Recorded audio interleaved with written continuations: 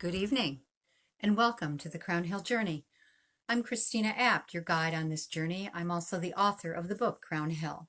And I welcome you to this night when we move on to chapter 14 in book 3.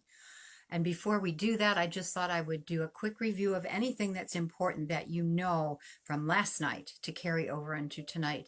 And mostly what you need to remember is that twice in chapter 13, Meg was reminded, or it was suggested to Meg, that she call Clara Johnson to find out more about what has happened at Crown Hill in its history. And so Meg remembers the name Clara Johnson, but she can't quite remember why. Good evening, Peggy and Janice and Diane. Thank you for joining me. So if you were not with us at the beginning, Meg met Clara Johnson on her first day in Eden, and she went over to the Four Corners Diner for a bit of breakfast. And as she sat and ate her breakfast, someone sat down next to her. And obviously she did not know anyone in Eden. So it was this kind of a surprise to her. And she wasn't sure whether to speak to this person who sat down next to her. But the woman was determined. And so Meg turned and met Clara Johnson, a woman with beautiful white hair and sapphire blue eyes and a lovely, lovely personality that also carries with it the knowledge of almost everyone in town. Her family is, I believe, 3 generations there, and she knows everything about everyone. So that's where we are tonight. We're going to move on. We're going to find out more about Meg, and we're also going to find out if she does call Clara Johnson, as was suggested by several people, that she would be able to tell Meg more about the true history of Crown Hill. So with that, I hope you had a wonderful Saturday, by the way, wherever you are here in outside of Buffalo. It was sunny and warm and gorgeous. Supposed to start snowing tomorrow. We have a saying here, if you don't like the weather, wait 5 minutes. It'll change. So anyway, time to move on to Crown Hill. Sip of wine. I hope you're enjoying a sip of whatever beverage you have with you. Glasses. And we'll begin. Crown Hill, a novel of love, life, and the afterlife. Book 3, Chapter 14. Meg. Meg hung up the phone feeling unsettled. She was not quite sure why. She definitely wanted to speak to Clara Johnson, but the fact that the kindly woman was not immediately available was frustrating. More frustrating than it should have been. At the same time, Meg felt energized with an oddly extreme anticipation. It was rather like waiting for Santa Claus and a dreaded report card all at the same time. This is crazy, Goldie. What is happening to us? The sensitive golden retriever nosed her way under Meg's hand, encouraging some behind-the-ear scratches. The routine of gentle affection was calming to Meg, allowing a space in which she could settle her brain. One thing was certain. She needed to refocus her energies. Okay, good girl. It's time to get serious about clipping those rhododendrons. Let's go. Meg and Goldie headed straight for the barn, this time giving no more than a glance to the nearby woodshed. Meg approached the heavy barn door, dug her heels into the graveled walkway, and pulled the iron-forged handle with all of her might. The rusted metal track allowed the door to roll open only an inch. Remembering that Brady had been the last one in the barn, Meg realized that his strength probably outweighed hers in sliding the door closed. Refusing to be deterred, Meg repeatedly pulled on the door over and over until there was an opening wide enough to squeeze in. Once inside, Meg heard the same primal growling that had launched her backwards from the woodshed a week earlier. The wiser woman's response this time was to forge ahead, peering into the closed stall where the wooden crate of cat and kittens was safely tucked. Brady had created a secure nest of straw into which he burrowed the crate, allowing the mother to come and go while safeguarding the babies. Clearly, Mama was policing the mice population of the barn, as all 6 felines appeared healthy and well. Unlike her previous experience with the kitties, Meg found the scene to be quite heartwarming. As she lingered, Goldie whined at protest at the barn door, unable to push her way through the constricted opening. "I'll be right out, Goldie. Just hang on." Starting to walk away, Meg noticed increased movements on the part of the kittens. They were clearly becoming more mobile, much to their mother's dismay. Meg giggled, watching the babies collectively explore the world beyond their crated boundaries. Mama struggled to keep them together, grabbing them individually by the scruff of the neck and dragging them back to the nest. A parental growl of admonishment dispensed to each one. It was an endless routine that provided Meg a twinge of pleasure. "A little payback there, Mama? Maybe next time you won't be quite so worried about protecting them." "Oh, I wouldn't count on that too much." The unexpected voice startled Meg into a shriek as she jumped back from the stall. "Oh, I'm so sorry, Meg. I didn't mean to scare you." Brady threw back the barn door and was by her side before she could blink. The bad news for Meg, other than once again acting like a screaming Mimi around this guy, was that she found him just as attractive as the last time they were together. How was she ever going to handle her strong emotions related to Brady Callahan? In spite of Goldie swarming Brady's sturdy thighs, his attention remained focused solely on Meg. "You okay?" "I'm really sorry. I guess I was just so engaged in watching you watch those kittens that my words popped out without thinking that they might startle you." Desperate to appear cool and in command, Meg waved off Brady with a carefree laugh. "Oh, no big deal. I'm easy to scare. Been that way all my life. Anyway, how are you? And what brings you here today?" "I'm well, thanks. I was passing by on my way home from the Stockmans down the road. Do you know Justin?" "He owns a nice little horse ranch about a half-mile from you. He doesn't farm the land, so we have an agreement. I bale his hay and take it for my animals, minus what he needs for his 2 horses. I keep all the bales at my place and bring him a load every month. It's a bit of work, but Justin and I grew up together. It's always good to spend time with him. I expect our hay deal is as much an excuse to hang out as anything. Anyway, I saw your car in the driveway and thought I would stop and see how you girls are doing." All the while Brady spoke, Goldie did her best to garner his attention. Her persistence finally paid off as Brady bent to her level. "Yes, I'm happy to see you too, Goldie." Again, Mr. Nice Guy, Meg thought. Was there anything about Brady that was annoying, rude, or mean? Meg had never been around a man as seemingly good-hearted. She kept waiting for his bad side to surface. At the same time, she sincerely hoped that he was exactly as he appeared. "So, are you spending a lot of time down here with the kittens?" Meg laughed in response. "Not exactly. This is the first time I've been down here since you left. It's been a busy week for me, but thanks for coming along and opening that door. I could hardly budge that thing. Must be you slammed it shut when you put Mama and her kittens in here."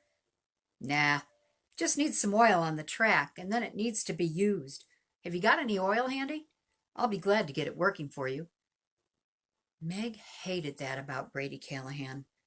Every time he was around, she ended up feeling like a helpless woman. And she wasn't. Well, at least not completely. She just needed a little support here and there, like anyone. So she tried to convince herself as she rummaged through the meager collection of tools and equipment she'd unceremoniously dumped in the barn hallway on moving day. It doesn't look like I have any oil. If you would just show me where the oil goes on the track, I'm sure I could do it myself. After all, it's not rocket science." Brady looked at Meg with a mix of amusement and compassion, then made her an offer he hoped she wouldn't refuse. "Tell you what, I got a can of oil up in the toolbox in my truck. You go get a ladder, and we'll get the door oiled together. That way you'll know exactly how to do it yourself." "Great idea, Mr. White Knight, but I don't own a ladder." Ugh, there was again her sassy mouth. Was there any chance that she could just say thank you to this poor guy who was only trying to be nice? Waiting for Brady to call her rude or walk out on her, Meg moved toward Goldie for moral support. Funny, my wife used to call me her knight in shining armor. Not exactly in the tone you just used, Miss Flynn, but your words reminded me. I hadn't thought of that in years. Oh, Brady, I am so sorry. Obviously, I didn't know what I was saying would bring up memories of your wife. Truly, I am an idiot. You should probably just leave now and stay away. I would completely understand and not blame you in the least. First of all, Meg, there's not much you could say that wouldn't remind me of Julianne or Colin, and that's okay. They are a part of me forever, but they are also part of my past. I have to find ways to move on. It's time.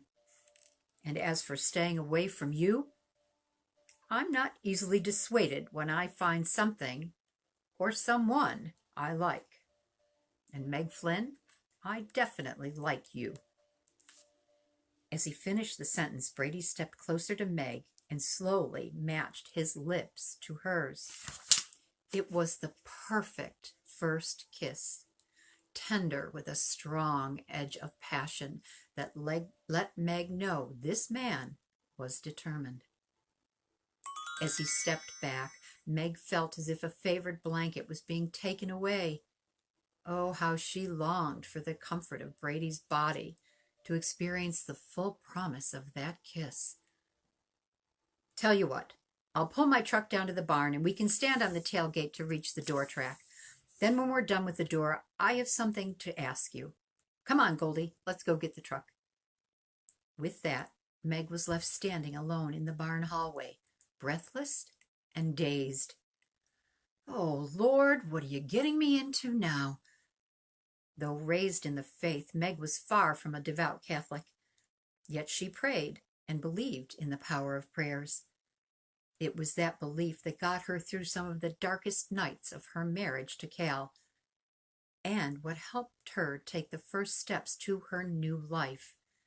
Still, no matter how much she had prayed for someone to come into her life and love her truly, the promise of that man standing before her in the person of Brady Callahan was unbelievable, almost unimaginable. The sound of the diesel truck nearing the barn forced Meg to refocus. Okay, it was just a kiss. It's not like the guy put a ring on your finger, for goodness sakes. Moving to the barn door, Meg issued a self-directive. Just relax and be natural. Whatever that means, she chided in self-mockery. Dropping the tailgate, Brady turned to Meg and offered a hand up. Thanks, but I can get up on my own, she said firmly, planting one foot on the tailgate and pushing off the ground with the other.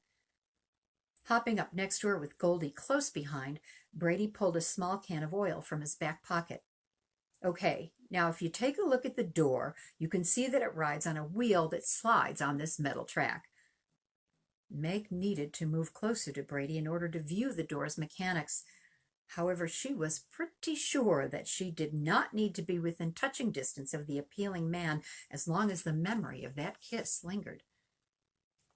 Miss Flynn, if you want to learn about fixing your barn door, you're going to have to get close enough to work on it.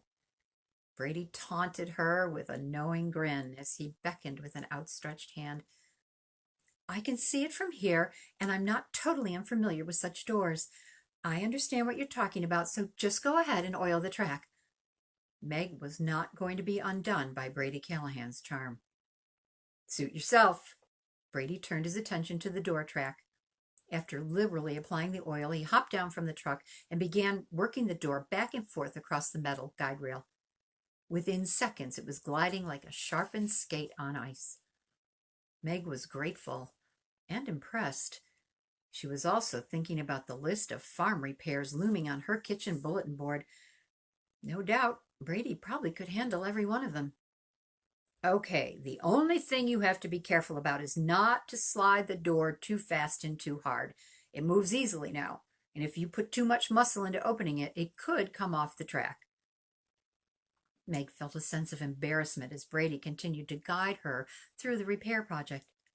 She was really being ridiculous and not standing next to the man while he was trying to teach her. To obliterate her girlish actions, Meg jumped out of the truck, landing close to Brady.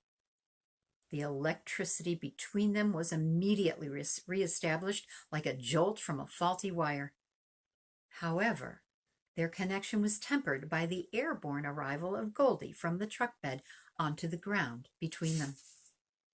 Brady knelt and wrapped his arms around the tail-wagging dog. "Hey, Goldie, what's up, girl? Are you helping fix the door? Such a good dog." To her shock, Meg realized that she somehow resented Goldie for stealing Brady's attention. "Oh, for heaven's sake, stop!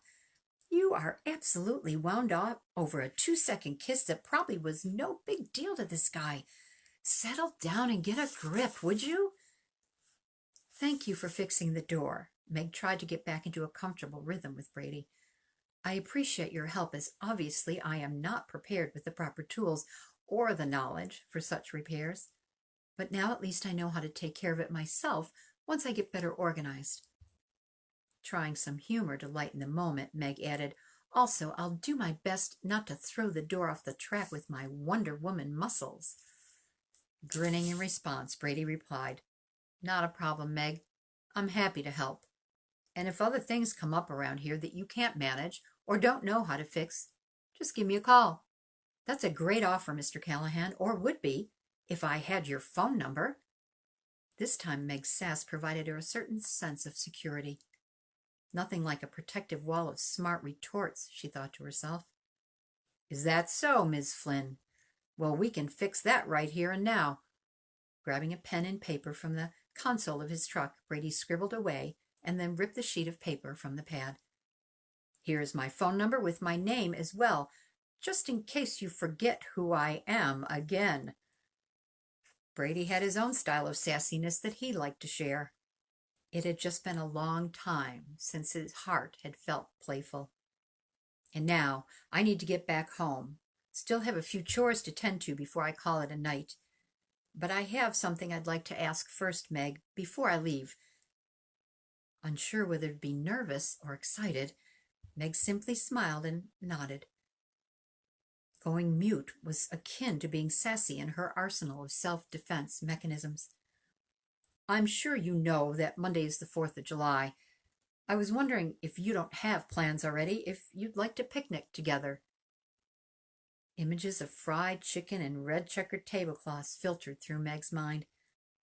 An invitation to a summer picnic was something she had not received in years, and she was pretty sure her heart had skipped a beat as Brady asked, "How nice, Brady, thank you. Actually, I had no idea that Monday was the 4th.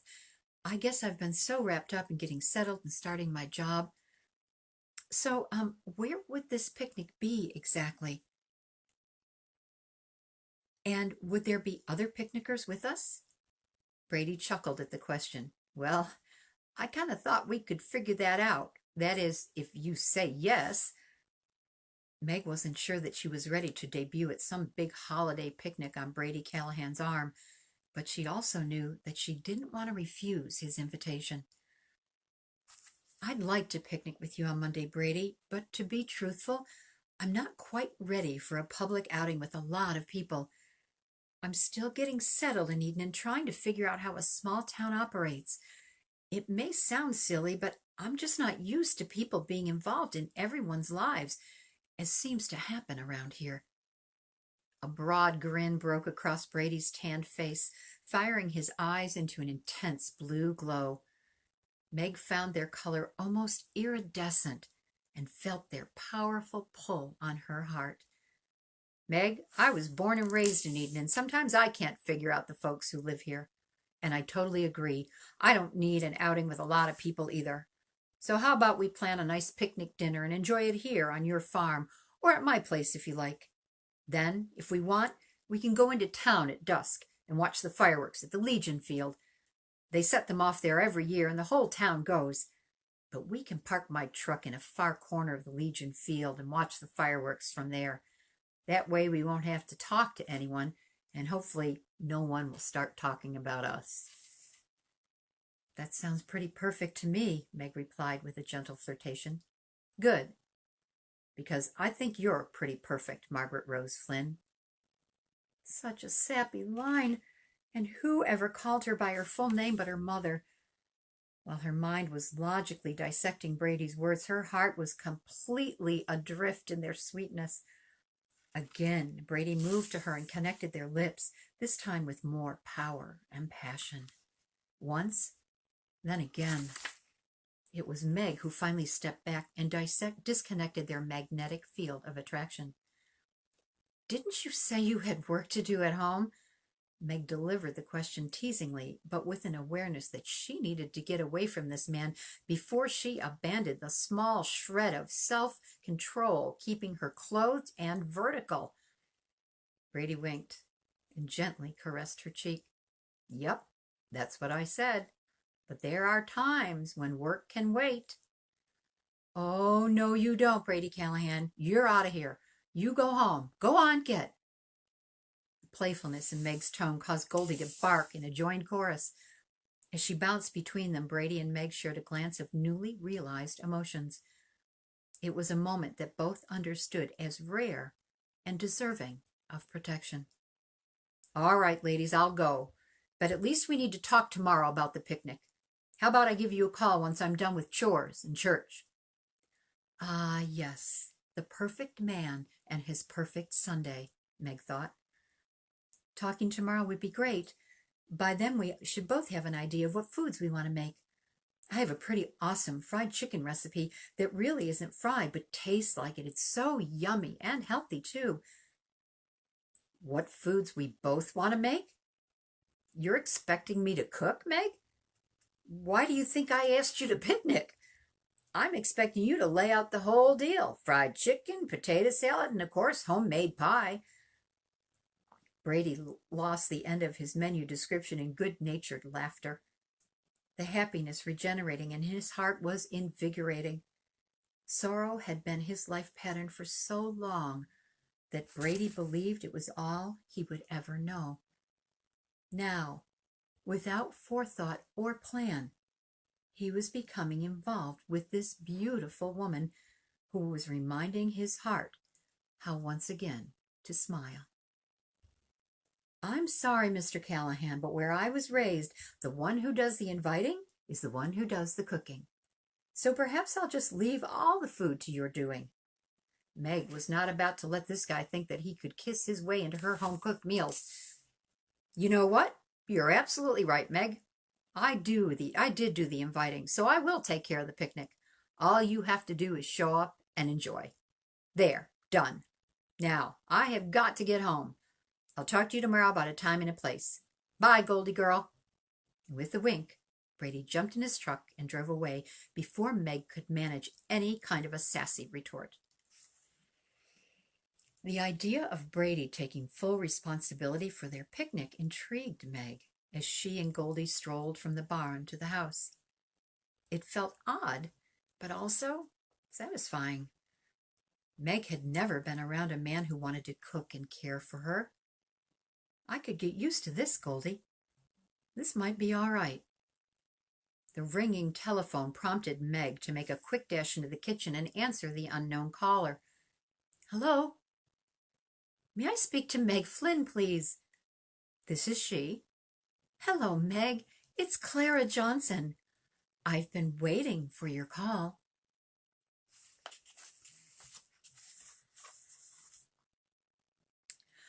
Mary began Meg's dream again within the same setting, in the living room by the fireplace.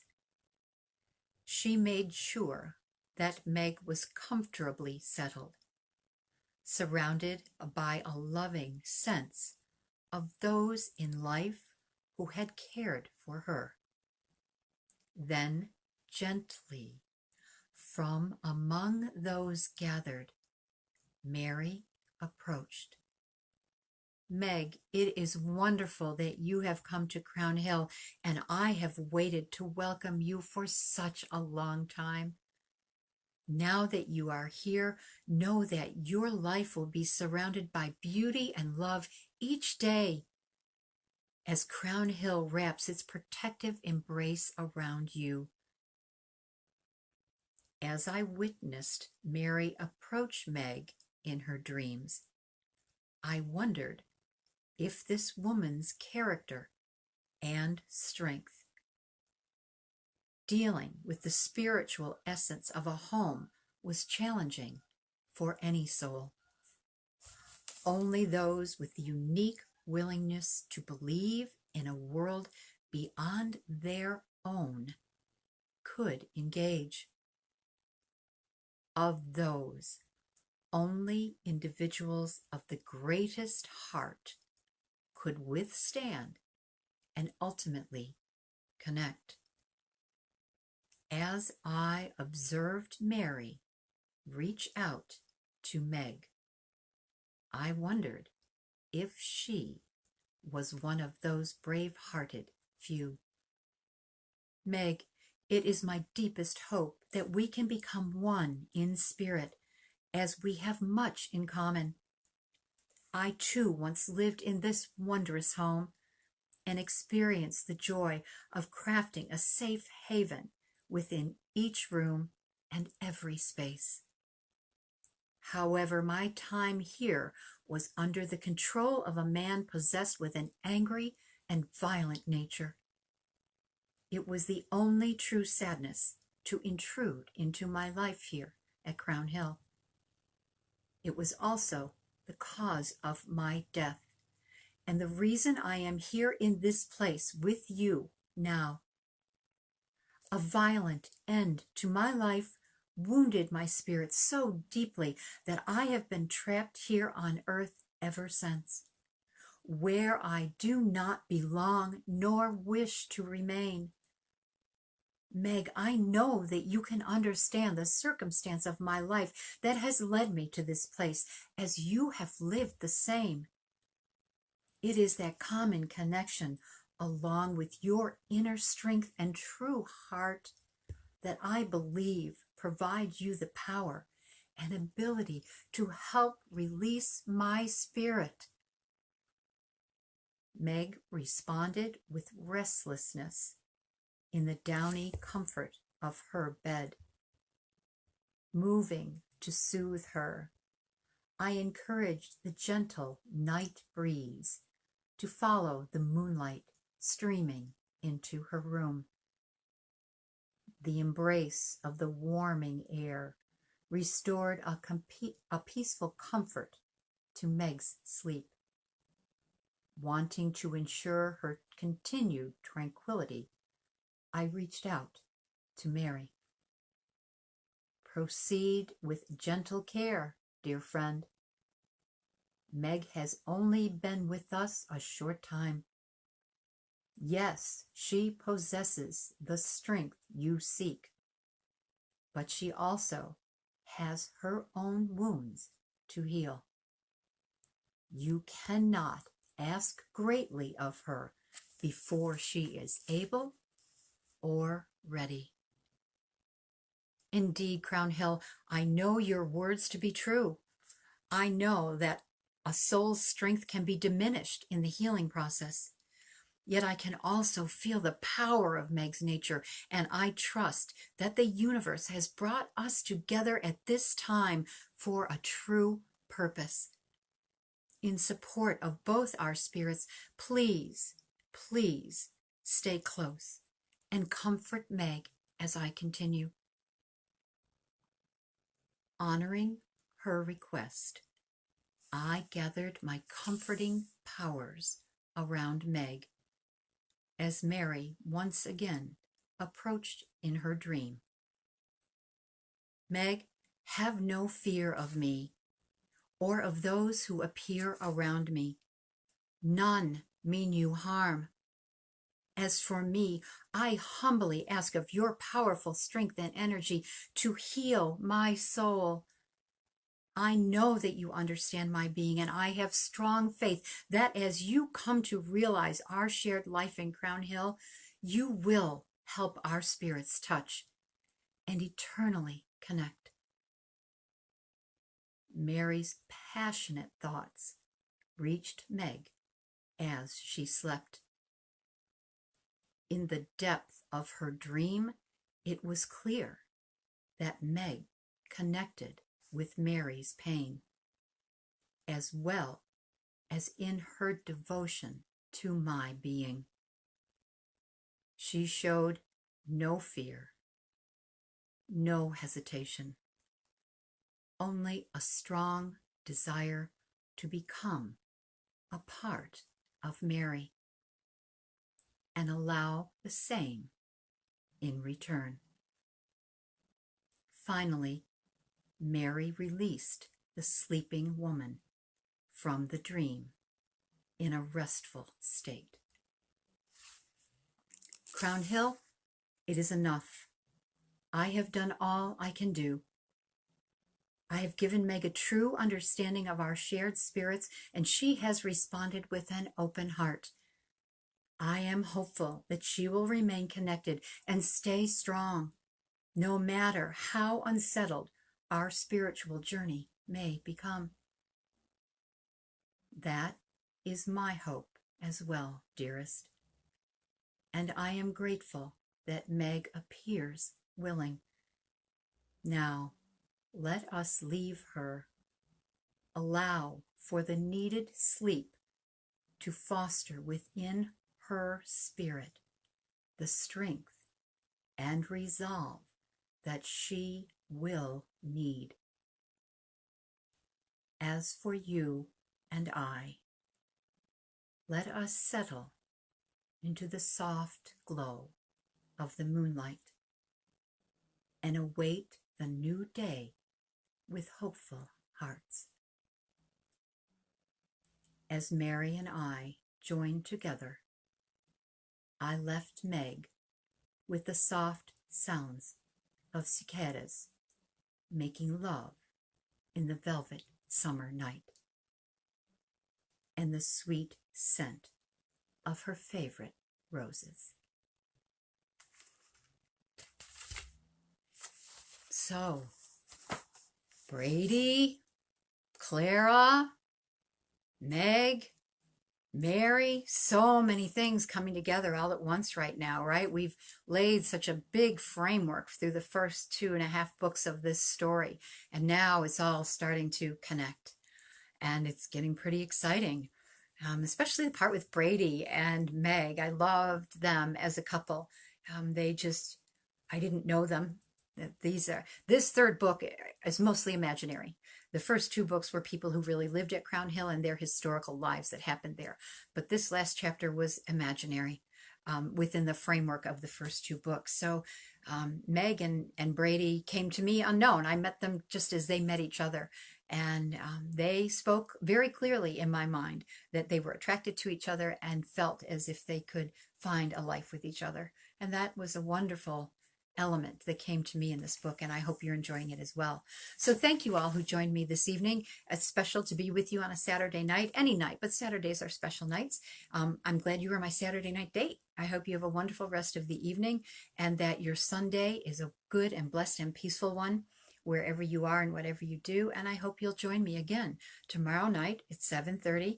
We will be chapter 15, 16, 17, 18, 9. Last 5 chapters, everybody. Don't miss it. And if you are not familiar with the story, you can go to YouTube to Christina Apt Reads Crown Hill, and every night's reading is there from the very first night. We started on April 1st. So if you have nothing special to do tomorrow, go ahead and binge through the Crown Hill readings. So tomorrow night when we start chapter 15, you'll be totally caught up. So good. Thank you so much for joining me. Have a nice evening.